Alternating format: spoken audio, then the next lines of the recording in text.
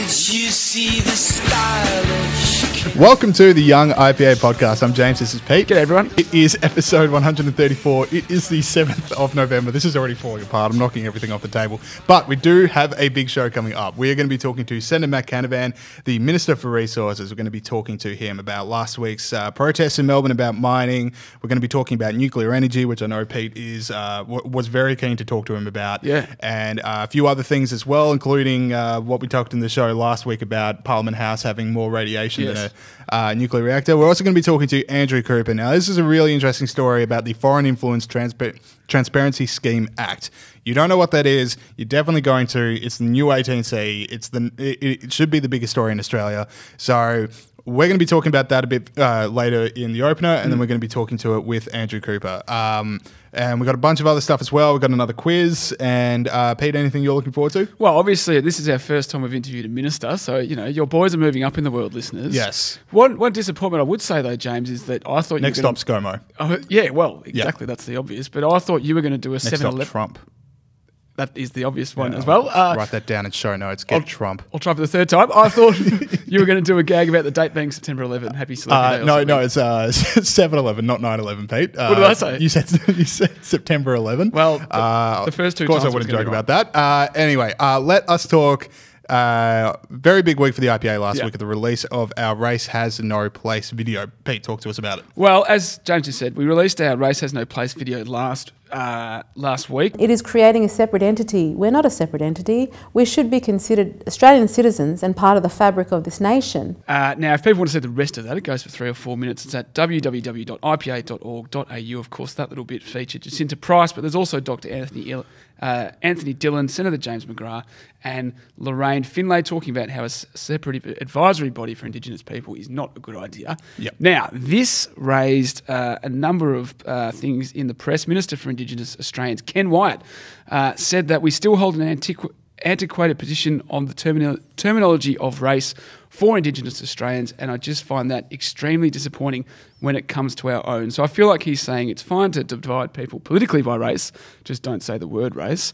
And then he also says bigotry has no place in Australia. So for us saying that race shouldn't be a factor in politics, we've been labelled bigots, really, by what is someone who is nominally a fellow traveller. Yes. Well, like most of the reaction to our video is pretty positive, but that's right. Yeah, we do want to talk about the Ken Wyatt thing. I thought, because he gave an interview with Guardian Australia, and Ken Wyatt, he also said another line, if the IPA has gone on the issue of race, then I am disappointed with them, as if like we shouldn't be talking about race at all. That's what we think. It strikes me as in a debate about Indigenous recognition in the Constitution and a voice to Parliament for Indigenous people, like the topic of race is going to come up. Yeah, is my thought. Yeah, like I don't see why. Like it's not us bringing it up. It's like the mere concept is built on the idea of race, and like it is going to divide people on race lines. And surely the fact that we're saying it should be less of an issue, means that actually we're the least bigoted people in the discussion. Yeah, and I would think, but on modern terms, if you even see, isn't it now if you say I'm colourblind, I don't see race, that in itself is a microaggression. So that's where we're at right at the moment, Pete. Yeah, you're right. And also Marshall Langdon, who is assisting the minister in putting together the mechanism, the voice, compared us to white supremacists, which was nice. My question to both of them, I would say, is if it's bigoted to talk about this, if our video is bigoted, then what do you say about the Indigenous people in that video? Yeah. Do they not count because they don't have the same view as you? Well, that's a question for Don't they, James? The other part of the Guardian article I wanted to point out was like they said they talk about our video and they just say it's an article by Catherine Murphy, so you sort of see where this is going. But anyway, the video includes a cameo from Liberal Senator James McGrath. Full stop. Moving on. I can think of a few other people that were in that, but classic Guardian to just point out, there was a white guy in it, and that's the one we're going to focus on for now. But the point is, it is a really great video. It's all over our social media channels. Go to, as Pete said, racehasnoplace.org.au, watch it. We're really proud of it, and it's great to have so many really great thinkers on this issue in an IPA video. That's right, James. It's good to finish with a positive. Yes. Now, unfortunately, we're going to have to turn quite negative because this is, all right, so the Foreign Influence Transparency Scheme. No one knows what that is who are listening to it right now. Maybe a few of them because it is starting to become a pretty big story. Yeah. But we didn't know what it was until like last week. You're about to hear about it a lot, as I said earlier in the show. This is going to be big. So here's what it is. Officials in this scheme lets officials in the Attorney General's Department are given broad powers to issue notices requiring a person to produce information where officials reasonably suspect that a person might be liable to register under the scheme. So what it does is basically, if someone's coming from overseas into Australia to speak or to be in an event or something, and the Attorney General's Department thinks, hang on, maybe they're trying to do something a bit sus here, maybe they're trying to, basically it's like it was brought in to stop people from the Chinese Communist Party coming to Australia and undermining Australian democracy. But in a shocking twist of fate, it turns out that handing over warrantless power to Australia's bureaucracy is not that good for freedom. Can't believe because here's the story as from last week. So Andrew Cooper, the founder of Liberty Works and president of Liberty Works, is one of the big people involved with building, the CPAC, Conservative Political Action Conference in Sydney. We talked to him later about that on the show. Maybe some of you were there. There was like the Raheem Kassan, whether or not he'd get a visa. There was a bunch of people from the US. There was a bunch of people from Australia.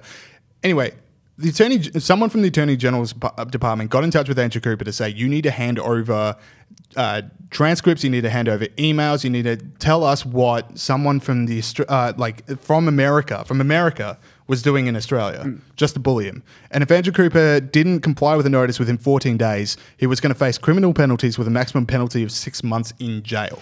Now, Cooper, we were interviewing him last week, and we didn't think this was going to come up. And then it comes up, and you can hear it for the first time and just go like, this is the worst thing ever. Yeah. Like, Tony Abbott is being investigated under this. Like, in the eyes of the people working on this in the Attorney General's Department, Tony Abbott is a agent of foreign influence. Yeah. Which is not. Like, we elected him. Yeah. Like, how terrifying is that if that's true? Like, this is a Manchurian candidate. Yep. This is terrifying. Yeah, exactly right. And this is why you shouldn't give bureaucracies too much power. Sometimes people on the right, for want of a better term, say that we should get, the government to do things that we like and force other people to do things that we like. But the government is always left-wing. Just because we've won the election doesn't mean the government's not left-wing. You mean the bureaucracy? Yeah. Well, the government is always left-wing because the bureaucracy is always left-wing. Right. So anything you introduce is just going to be abused by people on the left, which is one of the arguments for why we should make government smaller. Or just anything ever. Like, any law that you go, I like this law, it's on my side. Like, if you can imagine your political enemies also having this law and you go, I don't want that anymore, it's a bad law. Exactly. Yeah. That's why this stuff about the protest laws that Scott Morrison always talks about are a bad idea, because they will be used by the other side when they're in power, but also by the other side when they're not in power. Exactly. So, it's a problem. I would say we had the scoop, James. We did. This got scooped by the Australian over the weekend. Yes. Because we were like, we'll chuck the Cooper interview in this week, but look, that's all right. Look, we'll hopefully still get some media out of this. Pete and I are news hounds, I think has been firmly established. That's why people listen in for those cutting edge for hot scoops, breaking news, and serious political opinions. This is where you come. But yeah, the point is, and you can read Morgan Begg's article in The Australian. You can also read Janet Olbrecht's has written about this. 2 great articles. The point is, one, terrifying the idea that Andrew Cooper and Tony Abbott can be investigated like this and have this. But, Andrew Cooper and Tony Abbott have giant media profiles that they can turn to and kick up a storm and get on front page of the Australian over the weekend and, get in Sky News about it. How many people are just like not able to do that? And they're being investigated and it stops. Like a few years ago when the IRS in America were targeting conservative groups for like increased auditing, and suddenly like, all of their things are going to go to a stop because we need to spend hundreds of office hours going through these audit documents. Like that's happening in Australia now. Exactly. Like all these people who were trying to plan events are now like, well, got to tell the government that, this one speaker wants Mount Franklin water and not Fuji water in their hotel room. We get that all the time. James actually insists on that. But I think it's better. Yeah, no, exactly right. Not everyone has access to being on the Young IPA podcast to talk about that stuff. All right, so they were the 2 big stories in the week. As I said, we're going to be talking about Andrew Cooper. You can hear us hear about this live on air, but we should move the show on to the Heroes and Villains segment. Saul is away today, so the pig sound will be played at a agreed upon and timely and well-intentioned time, which is now. So that is a Grunt the Pig, Snort of Freedom, the pig that was banned from walking because he was a pig in council. Because we need to talk to this pig. An actual pig, not a metaphorical pig. And the pig gets to choose who's the best hero of the year. I don't know how we do this, but the pig is the ultimate We're going to go to Wangaratta. I will meet that pig, Peter. We're going to make it happen. We've got people on it. I think. Once we get over those. Anyway, all right, so this is where we just praise people that have stood up for freedom and against tyranny this week. And Pete, you got one for us. Well, I've got one for you, James. You might have heard of him. US President Barack Obama had this to say. You know, this idea of purity and you're never compromised and you're always politically woke and all that stuff, you should get over that quickly. So he said that, and he also went on to say, I do get a sense sometimes now amongst certain young people, and this is accelerated by social media, that the way of me making change is to be as judgmental as possible. Like if I tweet or hashtag about how you didn't do something right or use the wrong verb, then I can sit back and feel pretty good about myself. So, look. Obama's cancelled.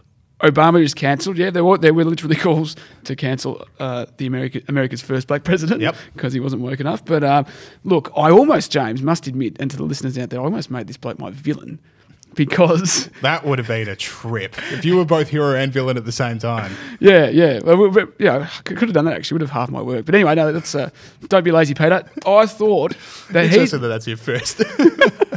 He had 5 years to say something about this, right? Yeah. And he's a very influential figure, obviously. He could have come out and said something about this and stopped... To be fair, like cancel culture and wokeness has really peaked in the last year or so. It's been coming. Yeah, it's been coming, but he's hit it at its apex. I sort of... We're cancelling people that held up a sign to help people in Iowa. Like, that guy got cancelled. Yeah. The ESPN game day wanting a beer and he raised thousands of dollars and then got cancelled. Yeah, no, yeah. Look, I take your point. And I sort of thought, I'll be the bigger man, Peter, than Obama. Yeah. And give him a hero. So for Obama, for speaking common sense and coming out and saying that, you're my hero for this week. I can't wait till there is actually like a big movement to cancel Obama because people might remember he did also say gay people didn't deserve to be married when he definitely could have. Yeah. We'll wait for that. My hero of the week, passion project, if you will, but it is Dave Chappelle. Passion project. I'm triggered. Like any chance I'm going to have to praise Dave Chappelle, I'm going to do it. Anyway, you guys would all know how he was like copying it from everywhere for the last Sticks and Stones stand-up special. The like Rotten Tomatoes pilloried it and then they opened it up to audience and it got like 96%. Anyway, Dave Chappelle decided he needed to address these head on. Political correctness has its place, excuse me. We all want to live in a polite society. We just have to kind of work on the levels and come to an agreement of what that actually looks like. I personally am not afraid of other people's freedom of expression. I don't use it as a weapon. It just makes me feel better. And I'm sorry if I hurt anybody, et cetera, yada, yada, yada. Everything I'm supposed to say. Had me in the first half, not going to lie, but awesome. All right, let's move on to villains. Unless you had any takes from this. I just wanted to say the one thing about that was I love the fart noise he made. That made it for me. Just in case anyone didn't catch the fart noise, go back and listen to the fart noise. All right, let's throw it over to villains this week. So this is the Walter Peck Villainy Award for people that have done the opposite. Anyway, Peter. So Japanese government, James, very small villain for this week. After a tsunami hit the Fukushima nuclear reactor in 2011, the government in Japan closed down the nation's nuclear energy because of anxiety amongst the people. Electricity prices went up as much as 38%. A new study this week from researchers... An increase in 38%. Remember those days, Peter, when that's all it was? Yeah, exactly right. I'd kill for 38% increase. Well, don't do that because, as it turns out, economists at the Universities of Columbia and Nagoya over the 3 years to 2014 found that after the tsunami, the higher electricity prices caused 4,500 deaths as Japanese households reduced their electricity consumption by up to 8%. As of yet, no deaths have yet to be attributable to radiation from Fukushima, though projections estimate cumulatively 130 deaths since, according to the report. So the Japanese government is my villain for this week, and the precaution principle. Yeah, and as they explain it, because just the concept of precaution, not should the be concept, your villain. The principle of if you even momentarily stop yourself before making a decision, you are Pete's villain of the week. As the authors say, a major concern with this principle is that by focusing solely on the risk from action, it fails to consider the risk from the alternative, and you can apply this to a range of things in public policy. Of course, climate change is one. Now, just one more time for the people at the back. Yep. The Fukushima nuclear power plant suffered both an earthquake and then shortly after that, a tsunami. There was 0 deaths from the nuclear fallout of those two things happening at the same time. Yep.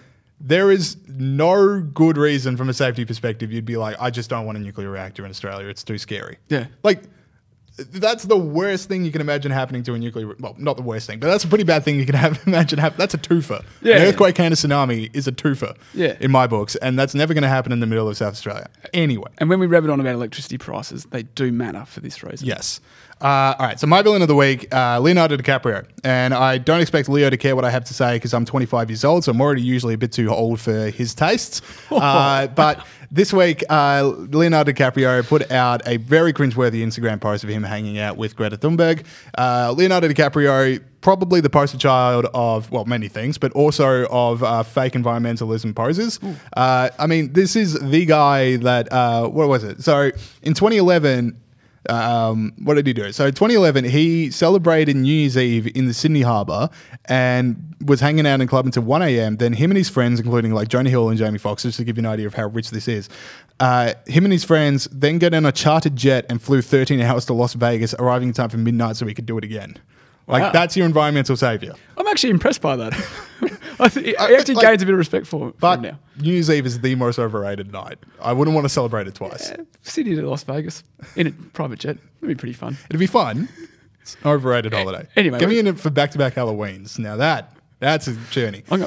Or celebrate my birthday in 2 different time zones. Anyway, that is it for Heroes and Villains, unless you had any takes on that one. It. All right, so now we'll go to our interviews with Matt Canavan and we'll get Andrew Cooper, and we'll learn all about the terrible things that the Attorney General's Department's doing to him, and then another round of the quiz. Yeah.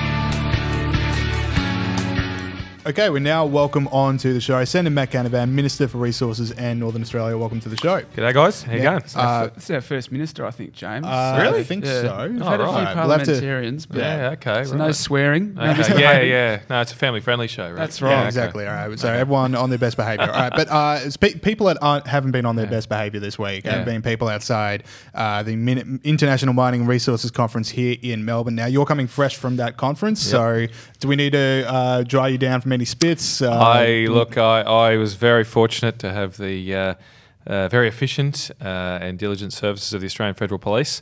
So avoided all that. But good luck to them. They can always welcome people protesting, expressing their views. But obviously you've seen the from the news at least, and many arrests. Problem here is people. You can't. You just because we've got free speech, it doesn't mean you can run around and break the law. And now with some of the protests we've seen prevent other people going about their days, people getting to hospital. It's this is a massive dummy spit, right? These people are upset because they want a different result of the election.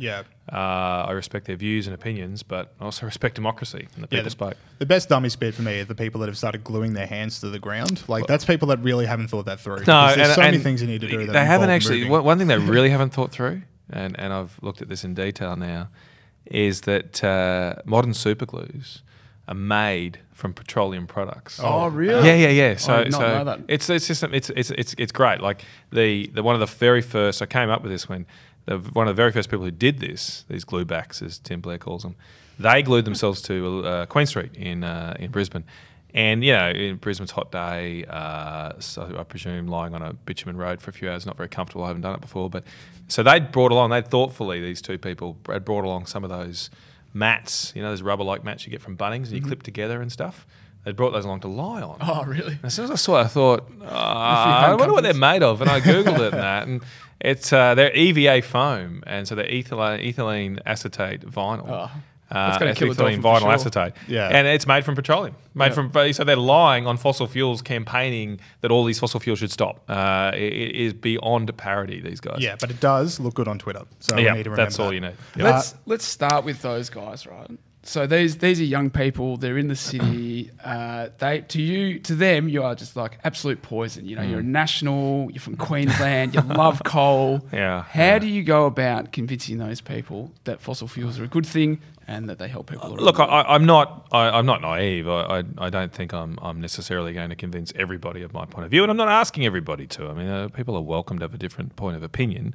But as long as there's sort of mutual respect, I don't think we're necessarily going through all that a different period than we've done, in recent generations. I remember when I was sort of formative years at university, it was the Seattle protests. I mean, you guys would be too young for that, but these kind words. But I do remember this. Do you remember it? Oh, right. Okay. Well, I thought I was old, but WTO, it was just like this. They had to moved trade conferences to Cancun and all these other exotic locations after Seattle because it was just a mess. And that sort of all died down, particularly after September 11. Obviously, the world changed and, priorities shifted. So we're going through a similar phase where people are, they've got a certain cause. I was young once. I thought I was a commie my first year of uni. And, as the old saying goes, by the time you're 30, you grow a brain. So things change. But look, as I say, I'm not. There is a task to convince young people on the benefits of resource development and developing our nation. I do think it's a serious task. Some you won't convince.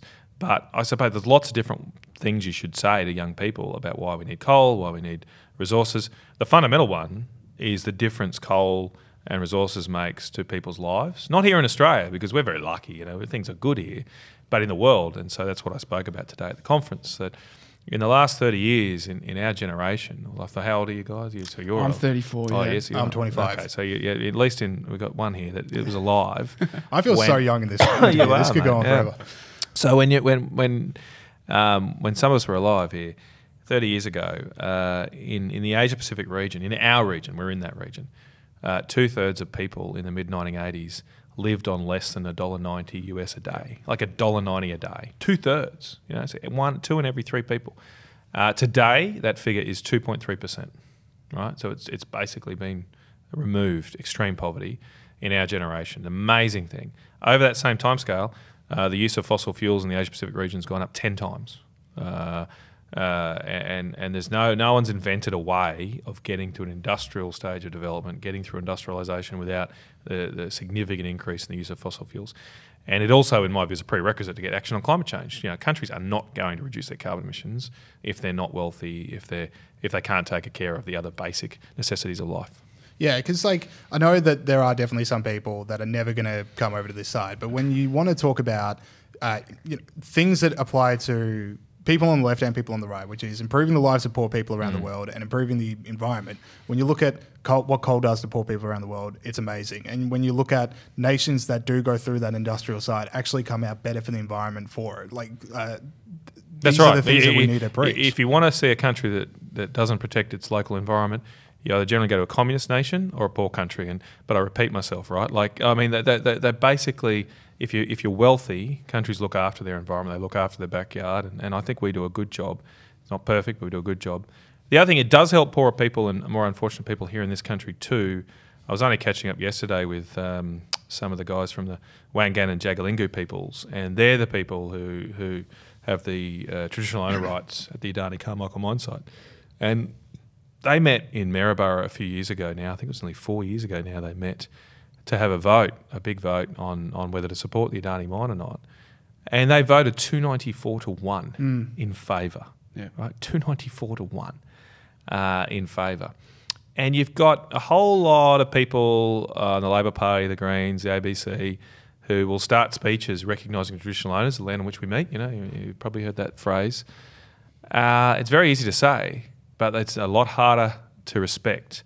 And so the ABC always rolls out one guy. He wasn't actually at the meeting. He wasn't the one vote against it. But one guy, Adrian Burragubba, they roll out to be a spokesperson for the W&J people. And I have never yet seen, someone might be able to point out to me, but I've never yet seen the ABC refer to the fact that the W&J people met and voted 294 to 1 in favour of Adani. Maybe we should respect their views. I've got no problem with people in Melbourne having a view on the Adani mine, but surely we should give a fair amount of weight to the traditional owners and what they want. They want jobs. That's what I was talking about these people about yesterday. They're working with Adani. Got 10 of their people already on site working with Adani.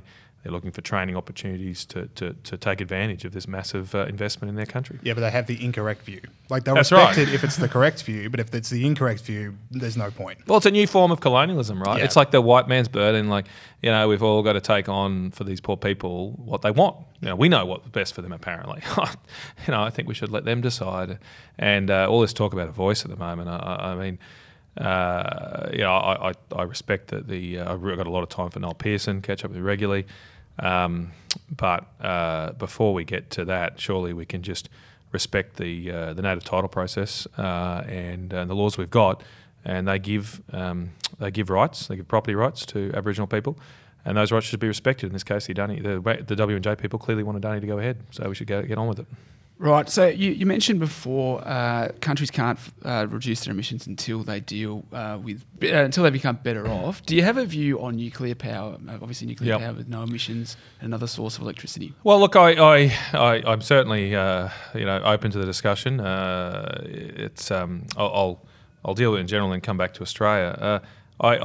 It is at the upper end of the cost curve, right? Like, it's not a cheap form of power right now. Certainly not in developed countries, but even in developing countries, it tends to be a higher cost form of power. In the UK, they're building one at the moment, and they've had to guarantee a price of about £90 a megawatt hour, which is roughly, it's over 150, I think now, dollars in Australian dollar terms a megawatt hour. That's more expensive than you guys pay for power, and you pay a lot for power now down in Victoria. So it's not I think a panacea or a solution for all ills, because you still need affordable power for people to grow and develop. For these developing countries, they're not going to be able to afford to run their whole economies on nuclear, because it's just not competitive and cheap enough to do. And then that takes you to Australia. Well, the problem we got here is, because of decisions that have been made in the last decade, we've destroyed our competitiveness in electricity prices, and we don't have a lot of flexibility here to add a $150 megawatt hour option into our grid. So I think right now it's not the immediate solution. I think we should continue work on it. It will require broad political support, of course.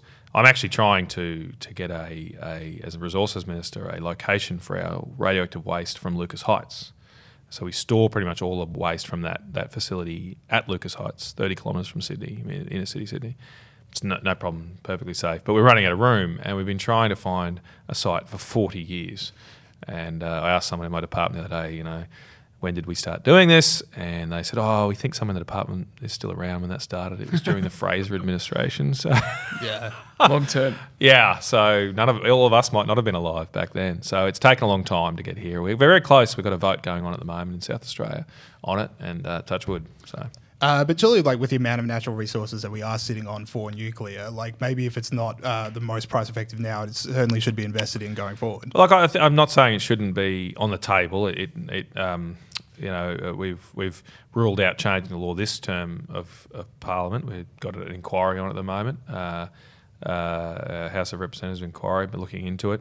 As I say, I think building long-term support for this requires more than we have in place right now, given how long it would take to build a power plant, the politics around managing the waste. So we just got a few steps to make, and in terms of it, lowering emissions, absolutely can do that.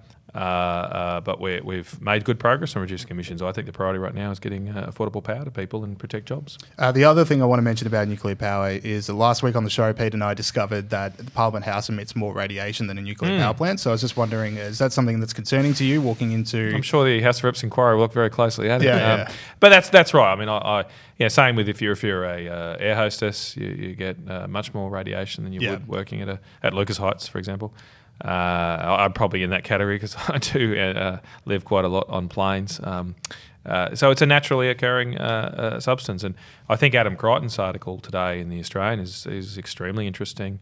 I don't know if you've seen it, but apparently there's a new economic paper that's just come out that apparently, I can't remember the numbers, but thousands of people have seemingly died in Japan as a result of Japan shutting off its nuclear power fleet overnight after Fukushima, because power prices went up, and they've done some statistical work looking at what people didn't use heating and air conditioning and stuff, and there were increased deaths, weather-related deaths. So that just shows the consequences of these sort of energy decisions we make and getting it wrong, what it can do. So, of course, there's not a lot of clear evidence that Fukushima has led to any exact death. There's a bit of controversy about some of it, but it's not in the thousands. Even the I think it's much closer to zero. I haven't looked closely at it myself, but that's my understanding. Yeah. So you've been described as one of the masterminds behind the election victory for the coalition for attracting blue-collar jobs, blue-collar votes in Queensland. We've seen a bit of a trend globally where I guess blue-collar people have been more attracted to the conservative side of politics, and inner-city elites have been more attracted to the left-hand side of politics. Is that something? Do you agree with that, or is that simplifying? I can't take much credit, but or most credit goes to Bob Brown, mate. Okay. He, and there's no doubt Bob Brown had a big influence. That bus trip really saved the coalition. Yeah, you guys, you're both from Victoria. That's correct. Yeah, so like Queensland, we're quite parochial. We do have a little chip on our shoulder, like we get talked down to. People say we, play banjos and curtains fade and all that rubbish. So you did bring a banjo into the podcast. Yeah, that's only so right. many things we can bring past us. Maybe next time. So when people from down south can come up and tell us what to do, there's a reaction, and that definitely had an impact across Queensland, in my view, beyond the coal issue. I sort of call it the ABC election. It was Adani, it was Bob Brown, it was coal. And that had different impacts all over the place. But, I was just looking at some data the other day that the AEC has just released where you can map votes to statistical areas, so small ABS statistical areas, and then you can look at relationships to coal mining employment or jobs. And it's clear it was a high-vis revolution in the election. So mining areas that have above-average mining employment swung to the Liberal National Party much, much greater than the Labor Party. Working class areas did. I was looking at the federal seat of Moreton the other day. I was there at the LNP branch meeting. And it's unbelievable that along the Brisbane River, just well-to-do areas, some young sort of high-density housing in that seat, the swings to the Labor Party, mild swings. Then you go into places like Runcorn and Sunnybank, areas near where I grew up. And these are working class, usually Labor, red dead areas. And they had swings of 7, 8, sometimes above 10% to us. And look, that is happening across the world because the Labor Party have forgotten their base. They've forgotten about the people that they were meant to represent. And I feel the natural party of the worker now is the Liberal National parties. We defend jobs, we defend industries. We believe giving people a shot and opportunity in life, and I'm very passionate about that because I want to give particularly young people a go. All right, I think we've got time for one more. Is that right, James? So I was doing a lot of research for this interview, and I went on your website, and the last thing it said was that your dad was disappointed that you gave up cricket when you were 16 to pursue a career in politics, I imagine. No, not quite, but there's a few steps in between. What happened there? Look, I suppose I got to my teenage years and got interested in other things. I was a mad keen cricketer.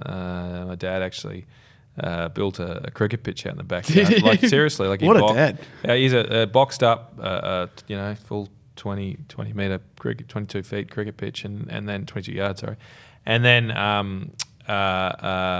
and then he started mixing the concrete himself in a barrow. But he got only a couple of metres in. That was, it was crazy. So he got a truck in. But anyway, it was a great pitch, and my brother and I spent a lot of time out there. But yeah, I just got to my teenage years, and I suppose you discover other things, girls and all that. And I got very interested in history. So I had a very good history teacher who got me interested in politics, I suppose you'd say, and economics. As I said, I sort of became a little commie there for a bit. Sorry for my sins. And then so I went a different path. But I'm back loving cricket and play when I can. But yeah, I never quite got anywhere near the baggy green. Yeah, so no cricket pitches being built in Parliament House anytime soon? Well, I will say one thing I'm very disappointed about May 18 is because I had plans. There was a Parliamentary Cricket World Cup in London in July. It was to coincide with the last week of the World Cup. And so when I found out about this in March, I thought, this is great. Yeah. My chance to play cricket for Australia in England, and it's not very hard to get picked for the Parliamentary Cricket team. And, it's 2 months or so after the election, so I won't be a cabinet minister anymore. I'll have lots of free time. And then, careful what you wish for. So things got a bit busy. So, I missed out on that, and that might be it for my career. So you might be one of those protesters who are still protesting the outcome of the election coming up. Yeah, well, that's right. All right, cool. Matt Canavan, thank you so much for joining us on the show. No worries, guys. All the best. Thank you very much. Thank you.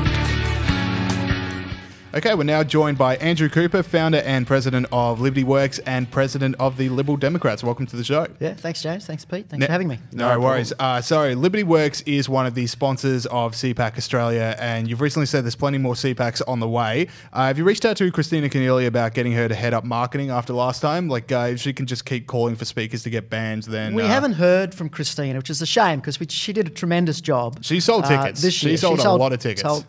And to be honest, it's very surreal to think that a senator of her stature, self-import, would spend 10 minutes of her valuable time talking about CPAC in the Senate chambers, but it was appreciative. We're glad she did it. Yeah. Now, we're recording this after Christina Keneally responded to your right to know by saying journalism is an essential pillar of democracy. Is this a new view she's come to, do you think? Maybe she had a sneaky look at CPAC and changed her mind. There you go. Yeah, maybe she was free sneaking speech in action. Yeah. She just sneaks in with a fake mustache and a notebook at the back and goes, hang on, they're making some really good points here. Yeah. All right, so what was the highlight of CPAC this year? Because it was a big event, there was a lot of speakers, there was a lot of attendees as well. Was there any speaker that really stuck out to you? Well, I think the obvious one was Farage. I mean, he's a lot of fun. So he opened one of the days, and that was fantastic, right? But I expected that, right? Farage is just fun, and I wanted him there. You don't have to agree with everything a speaker says, but I want to be entertained, and so he was great. And he also participated in the Saturday night dinner with Mark Latham and Congressman Mark Meadows. Yeah, that is a table. Mark Latham and Nigel Farage on the same table. Well, they were the guest speakers. Oh, right. And Peter Credlin was the MC, right? So it was a fairly power-packed. And Peter, you needed her because she can control those blokey blokes, right? Yes. But the big surprise for me was Mark Meadows. Now, he's the leader of the Freedom Caucus, which is a section of the Republican Party in the States, and very charming man, very good speaker, very open, his body language, everything, not stiff like some of our politicians can be. I thought he was a real highlight, and we threw him into the dinner interviews because of everyone loved him through the day. So he was probably one of the highlights for me. What was he talking about? One of the things he was talking about, because he knows Trump personally, was just talking about the real Donald Trump. Really? And that was kind of interesting. Some people are fans, some aren't, and I probably dare to say in Australia the majority wouldn't be. But some of the things that he was talking about were really surprising. The fact that he's a 4 or 5 hour a night sleeper, he doesn't drink at all, he's a workaholic. He says that they'll be discussing, he'll discuss with Trump about a book that they should read, right? Next time he talks to Trump asks him, have you read that book yet? And he starts to go, I'm sorry, Mr. President, I haven't had time. Oh, actually, the President of the United States has had time to read it, but he hasn't. Did he read it? Apparently he did. All right, well, fair enough. So what about behind the snes, though? So like, what we want is the goss that you don't get just from seeing it. Like, was there any big parties or, any things that happened that you can make public? I'll tell you one thing that's happened behind the scenes is I got a letter from the Attorney General's Department 2 days ago asking me to comply with foreign transparency legislation. Oh, hey, what did I miss? It's just come up on your phone then. It's great. That was your guys, yeah. And I'll see if I can just get it up. But basically, this is the legislation that pertains to foreign influence of politics in Australia, stop Chinese influencing the political process. I've been asked to table every communication that I've had with every speaker, with our guests from America, the American Conservative Union. Yep. Not only have I got to table my communications with our speakers, I've got to table their communications with our speakers. Is that just if I do not comply, you have no right of not complying, and if I do not comply truthfully, I'm subject to 3 years jail. Okay, that is a lot. Now, right? This is new legislation, came out last year. I don't think anyone knows about this. No, so this definitely is not. You like emailing people going, do you have any dietary requirements? Stuff like that. Yeah. Does that mean like it's public, like everyone will be able to see it, or just the department? I'm not sure, actually. I literally only got this a couple of days ago. So there you go. Now, is this a move to curtail the insidious influence of foreign politicians in Australia like Nigel Farage? Because, we might have our own version of Brexit too if we're not vigilant. Yeah, well... we might withdraw from Eurovision. It's a good thing. Well, they didn't seem to be too concerned about Nigel. They were more concerned about the National Rifle Association members of the American Conservative Union, I guess. Look, I've got a lawyer looking at it. The act is hideous. Yeah. There's no natural justice in it at all. There's no right not to reply. They've made a judgment call about certain aspects of how the conference is run, which is totally wrong, like absolutely wrong. The Americans let LibertyWorks run this conference as we wished. They were our guests. And anyway, that you said what has happened? Said CPAC. Yeah. This is probably the most amazing thing. Look. What it says to me is that sometimes institutions that are set up, even by conservatives, to do something that they feel is are going to achieve, objectives that freedom-loving, they can be hijacked by the bureaucrats. And I've got no doubt this is a piece of legislation that's hijacked by bureaucrats and attacking us perhaps because of the nature of our conference. So I might be missing something obvious here, but what exactly do they think you're up to, or they think the Americans are up to? That they're so the act protects the Australian political process from interference from outsiders, from foreigners. So what they're claiming is that, or what they're investigating is that, what was the nature of the relationship between the Americans and ourselves? Yeah. And what were we seeking to achieve in terms of influencing the political process? But do they mean, like, is it the NRA that they think? Or no, it's just a foreign actor. So there's a definition of a foreign political organisation, of which the ACU may, in fact, fall under. That would be... I mean, the other thing is that the definitions and the terms are so nebulous. I mean, it's very difficult to work out what these things mean. So, as like most legislation, it's complex and you need a law degree to work it out. Yeah. So it's a good thing they've pretty much taken away your right to silence on it. Yeah, that's right. And I think I've got 10 more days left to respond. Yeah. Okay. Well, we better wrap this interview up. Yeah, exactly. I've got nothing else to do, right? Because there are a lot of CPACs coming up, and there's ones that you're going to be attending in Korea and Japan, and the one we want to talk about is Hong Kong. The upcoming CPAC in Hong Kong. Like, this might be one of the last such events to happen in Hong Kong for a very long time if things go the way they look like they're going. The Hong Kong CPAC isn't locked, but I wouldn't think so. I did venture to Hong Kong recently. I went to CPAC in Japan, and we had a speaker that was due to come over from Hong Kong, one of the protest movement leaders, Andy Chan. And Andy was on the plane ready to come, and the CCP, or the Hong Kong police, pulled him off the plane. Wow. So myself and Dan Schneider and Matt Schlapp of the American Conservative Union decided, well, if he can't come to us, we'll go to them. So we jumped on a plane and went to Hong Kong, met with Andy, went down into the streets and visited some of the protests that were happening. Saw the intimidation factor of those Hong Kong police fully armed up. It's quite something to see. And saw the organic nature of these protests, so how they sort of pop up out of nowhere and how it's coordinated. It's very clever the way they do it. But one of the most interesting things was that my American partners, I had to leave on this particular night, but they went to, I won't mention his name, but a very wealthy Hong Kong businessman. Mm-hmm. And half an hour after he left, Molotov cocktails were thrown over the fence of that businessman's house as a warning to him to not talk to the Americans. Okay. There's a lot going on in Hong Kong. There's a lot of tracking of players, of which the Americans were certainly tracked. I've got no doubt that my name and face and whatnot is now on a database, and who knows where this is going to end up. Yeah, to bring it back to Andy, like the Hong Kong protest organiser, what does he make of it? Is he slightly optimistic, or is he just sort of going, we need to do something because we're not going to have a chance to soon? So it's complex. There's layers of sort of political action happening in Hong Kong. He's very much of the separatist movement. So he started a political party which is now banned. That political party advocates for Hong Kong to separate away from mainland China.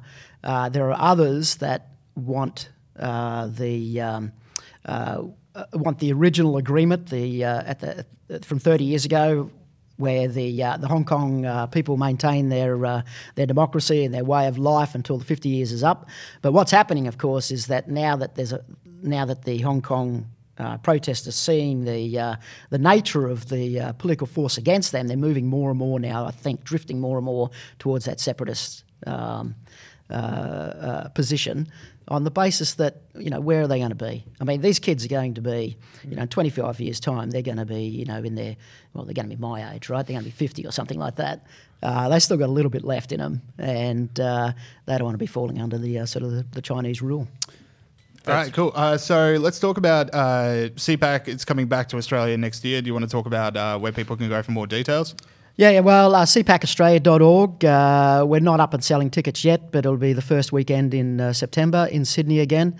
Love to bring it down to Melbourne one day, but next year it will be in Sydney, and it's going to be double the size, if not bigger, than it was was this year. All right, so Christina Keneally is going to have a work cut out for her getting those extra seats filled. Just give her a So break. the Christina Keneally CPAC Freedom Award was given to Christina Keneally. Yes.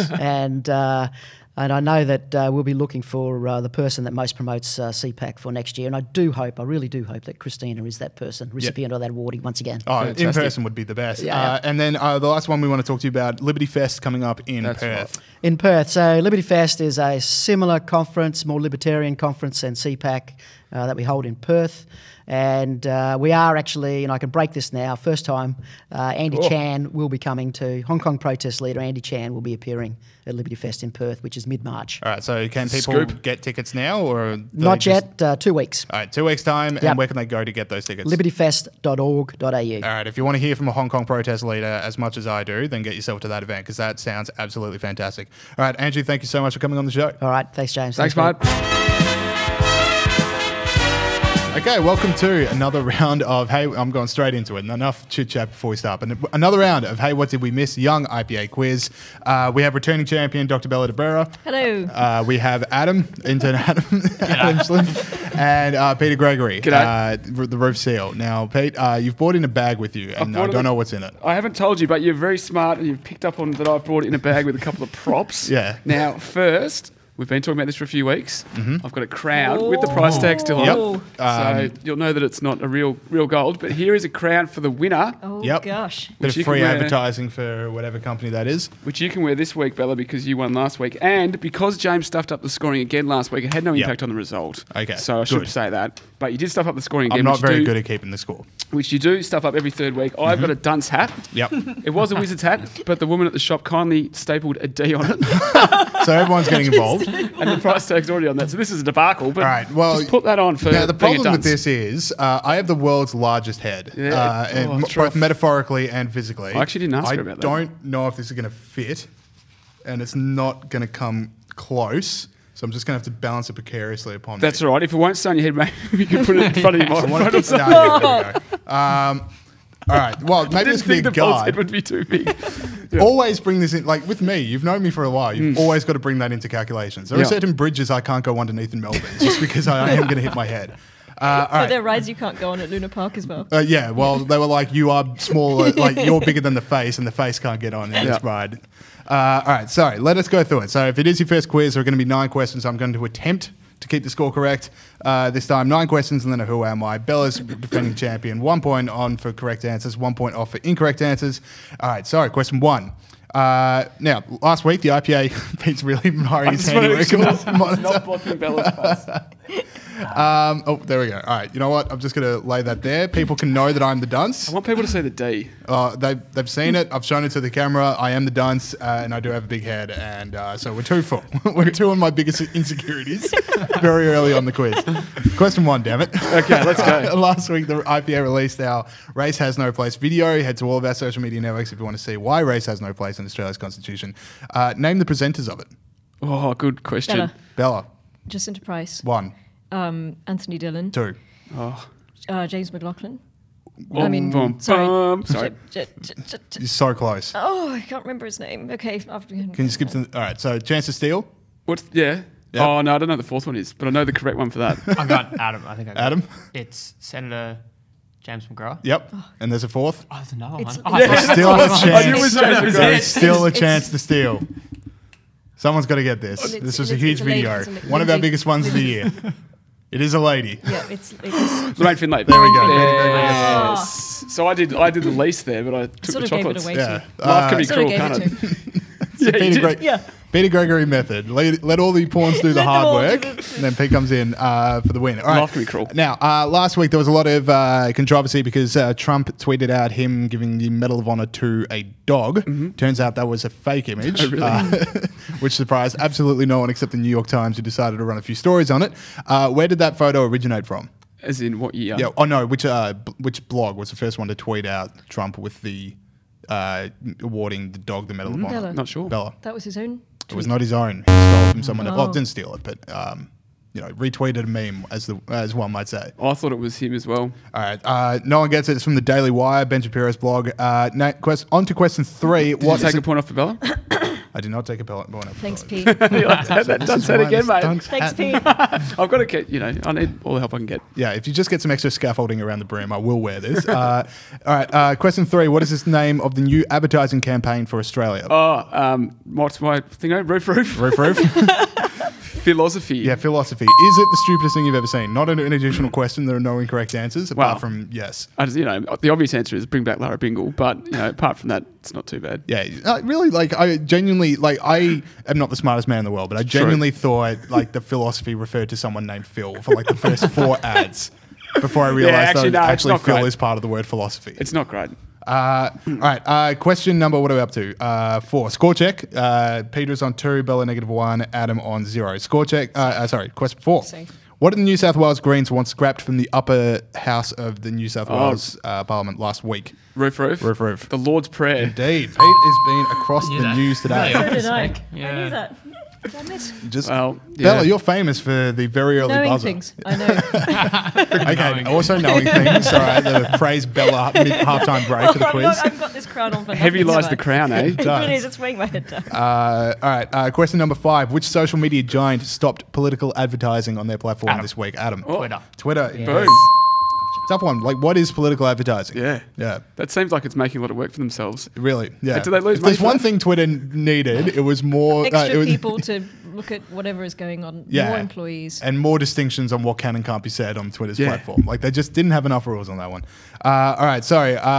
This week, Melbourne Cup, big event. Who won last year's Melbourne Cup? Oh, that is absolutely no idea. A horse, definitely. I'm going to give all all agree of you it a was point a horse. for a horse. All of you get a point for a horse. I said horse. Do you actually know that? We all said a horse. Okay, yeah, no one knows. And see, this is the thing. If you go to pub trivia nights, there's always who won the Melbourne Cup in 1978, and there's always one person that knows, and I need to know what their lives What are. about if I can tell you who won the first Melbourne Cup? Who won the first Melbourne Cup? That's the fun fact, but I'm not giving any points for it. I should get a point for that. I'm sorry. No, I'm sorry. My quiz. I can make up stuff as well. This crown. Yeah, no one's checking. Bella has gone mad with power with this crown. 1861. It's just the queen, so she just make up laws. No, well, the thing is, it's not a race that stops the nation. According to The Guardian, it's not a race that stops the nation anymore. Yeah, but also, does anyone genuinely care outside Victoria? I'll say it right up. I don't plan on watching tomorrow's race. I'll be watching the fourth quarter of Monday Night Football. I think people do care outside, but not everyone. Not everyone. Okay, let's get this back on. All right, so today the New York Times ran this special investigation, I think I would say, onto Trump's presidential Twitter feed. Now, closest to the mark, no points off. How many tweets has Donald Trump sent out as president of the USA? Very good question. Yeah. How many years How are many we tweets? in? 3 years in. 1,000 a day. What's that? Heaps. Well, a million. Let me say 1,200. No. Let me say 2,000. 2,000? Yep. I think 5. No points off. Just close to 2 guesses. So Adam's gone 5. 5,000. Pete's gone 2,000. Bella? 2,500. It's 11,390. I was nowhere near. That's a lot of tweets. That's like 10 or 11 a day. I thought it would be a couple a day. Yeah, no, it's 10 or 11. And they're good. Yeah, it is made of there's 5,000 of them are attacking someone as well. So just, the man knows what he's doing when he's on Twitter.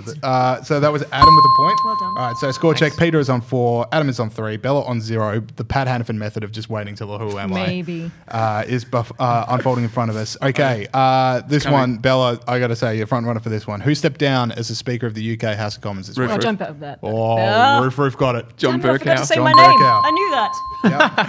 I was pretty sure. And then Bella. I knew it. I just forgot to say Bella. Well, if you have another fun fact about ancient Melbourne Cups, I might consider giving you a point. He ran in 1862 as well. I was going to say if the same horse competed in 1861 and 1962. He ran 2 years running. That's an athletic horse.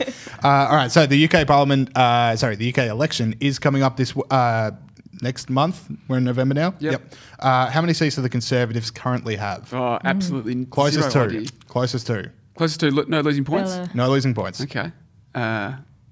You guys go first. Someone to set the bar. But it could lull you into a false sense of security, like the 100. tweet one. 100? 100 seats? Oh, that's completely a weird guess, but anyway. I'm going to go 80? 80. I reckon 124. It's 298. This is so bad. It's the worst quiz I've ever done. There's a lot of seats with this system. Yeah, unfortunately, Bella, you are now out of the running because is Peter's the on worst 6, quiz I've ever Adam is done. on 3, Bella is on 0. But she can get 6 points if she guesses it before any clues. Okay, Yes, well, that's yeah, true. who is it? I'm not playing this game again. No, just, well, it's your only chance. If you can Who get is it who it? it is right now, Martin Luther. it's not Martin Luther. Not a bad Martin guess, Luther though. was on the short list. Martin Luther was on the short list. to watch. That would have been the greatest travesty in quiz history. I've already ripped off the price tag because I'm a notorious. Anyway, who am I? I became leader of my country 220 years ago on Saturday. Oh, Like this Saturday Tricky one. coming. As if that was going Saturday. to. You had like 3 answers for the one Last before. Saturday, but not this one. Yeah. they're all 200 years ago. And they won That's like the funny 5 thing years about ago. history. Yeah, let's make Who it. took 704 test wickets? Sorry, this cord is just taped to my foot. I don't know. All right, so nothing? No. All right, 4 points. Had I been born 1 year earlier, I would have been born an Italian. Okay. Bella. No, no, you're out. Oh, well. Oh, what? No, I she didn't can- know Oh, I yeah, did she wrong can guess. ice it for Pete. Who is it? Oh no, I don't know it. Sorry. It's gonna Absolute guess. false dawn. I did I mine. don't know either. All right, 3 points. Adam to tie it. I became a general at the age of 24, and at 26 led my country's war efforts against the Austrians. I dominated. Roof, roof. Roof. Napoleon. Napoleon it I is. was going to Peter say Gregory. Napoleon. There you go. I was going to say. What did you have to lose? It was the. Well, a very I was gonna Napoleon say thing. Napoleon. A very Napoleon move. Peter has is. crowned himself in front of Yeah. us all. For those listening, I'm now wearing the crown. All right, sweet. And it's That heavy. is it. For, It is, isn't it? we get it, Pete. Maybe it's last confirmed. Maybe last the third crowd. time. Third time in one quiz. Yeah. Save these. That is it for the quiz. We've got more show coming up after this. Say up. Hi. Okay, congratulations, Peter, for another quiz victory. Thank you very much. The dunce hat did not fit for the people, like shocking news. For the people listening, the dunce hat did not fit. We'll keep spitballing ideas and how to do that. We Really might get hoping to stuff up the score again. That would be hilarious. We'll wait till proofing, but we might get an engineer in for that done. Get 17. Pretty cheap. All right, let us go to some stories that have made us laugh this week. Now, is this me or you doing Trump and the Trump? You're doing Trump and the I'm dog. good. All right, this is the stupidest story in the history of the planet. And I know I could say that every week with stuff on Trump and the media. This one might be it. If This there's a one's really got stupidest ya. story than this coming, batten down the hatches, people. It's the end of days. Anyway, so al-Baghdadi, the ISIS leader, he gets killed. A dog chased him through a cave and he hit the dead end and he blew himself up. Good dog, best boy. What a brave boy. Pete's not a huge fan of dogs. I am. That's not fair. Anyway, so Trump found a meme that the Daily Wire made, and it's him putting on a medal. That's also a paw print, which is going to become relevant. Like the medal is just a paw print to the dog. And people actually bit on this. Like, there was actual takes of, like, I can't believe Trump would circulate a fake image like that. I can't believe he would doctor an image like that. Are we supposed to believe that Trump had this dog in the White House and awarded him a Medal of Honor? It is the stupidest thing, and it's exactly what Trump, like, I think Trump was like, you know, there's a few of them where he's like definitely concocting it in a way to get the media to trip up. This one was just a funny image, and then people lost their minds about it. The Washington Post got in touch with Daily Wire, who originally made it, saying, "Hello, I'm with the Washington Post. I just want to get confirmation that this photo originated with you, and if it did, that you digitally removed the Medal of Honor recipient James McLaughlin and replaced him with a dog." To which there was a not safe for work response of him just saying, "You've got to be effing joking." Anyway, my take is, and like, from the line of everyone who bit on this story and got offended on it is an absolute idiot. We need to build an autocorrect into the phone. Now, like, autocorrects, you know, they basically just fix your spelling and stuff like that. We need to autocorrect the sentence that if your email reads you saying confirmation and replaced them with a dog in the same email, it autocorrects to add the sentence, "I'm a big, big stupid head and I don't deserve to be a journalist." And you can't delete that unless you delete the rest of the words in that email. Well, look, AI is advancing all the time, James, and maybe that's something that we can work into it. Yeah, I wear it. Yeah, I wear my underpants on my head. We just need that to be the part that we can actually, like, people might go, "Oh, hang on, maybe I am a big, big dumb head." All right. So, Pete, let's talk about philosophy. I didn't realise that Australia, with its beaches and natural resources and beautiful cities, required tourism advertising. Yeah, I thought we that's were not pretty just popular. taking photos and then just putting them on the internet. Yeah, exactly. Well, yeah. But We do, and we've got a new tourism Do campaign we, out. or do tourism marketing executives and advertising executives say we do? Well, we've got one. Yeah, exactly. I don't think we need one, but we've got one. It costs $38 million, this new campaign, and what it is it's got all this stuff in it, like beaches and kangaroos and all the normal stuff you'd put in it, which is fair enough. Yeah. You know, if you're selling Australia, yeah, there's two things you're including. Stuff about being friendly and like we used to be friendly. We're not anymore. But anyway, stuff like that. Anyway, they called it Philausophy. Philausophy. Yes. So, like with the O in philosophy replaced with AUS. You know what I mean? Anyway. As I said on the quiz, I genuinely thought like it was following someone named Phil for a while there. Like, I thought it was like Phil's Australian philosophy. Yeah, I mean, well, there are Phils in Australia. But anyway, look, $38 million. Yeah. Do we need this? Well, especially in an ad that's just sort of like the same as everything else. And it's what was the one? A stranger is a mate you haven't met yet. You know, if you've seen Wolf Creek, I don't know if that's one's going to really hit you as much as you know Lara Bingle or some of the other ads out there. Well, yeah. So you know, it's a bit of a campaign disaster. I mean, we'll wait a few years to see if it actually works, but it certainly is getting people are having a go at it in Australian media, talking about how stupid it is. And I thought it'd be fun if Pete and I sort of designed our own tourism campaigns. That is fun. Yeah, I had forgotten we were going to do that till just then, but that's all right. All right, fair enough. Well, I'll just tell you my one. So we tried Philausophy, and people didn't like it. I thought our next campaign could be Boltosophy, which is just highlighting things in Australia that are good, but pointing out that they could always just be a little bit better. Like, no matter what they are, they could just be like, it's just something a little bit better. Oh, okay, I see what you mean. Yeah. This is Boltosophy. And it just sort of bums everyone out a little because they're like, I thought I did enjoy that, but maybe I shouldn't have. That was a real peek behind the curtain of Bolt's personality. Anyway, I would point out that our Prime Minister used to be in charge of Tourism Australia. Yeah. And was actually responsible for the famous Lara Bingle, Where the Bloody Hell Are You? Mm-hmm. People forget that. I didn't know that.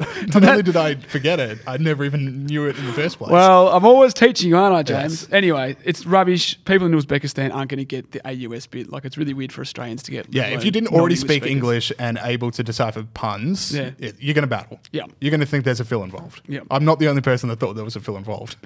Where's Phil? I'm probably the only person who thought there was a Phil involved. Rock up at Sydney Airport. All right, last story. This one came through our news desk early this morning.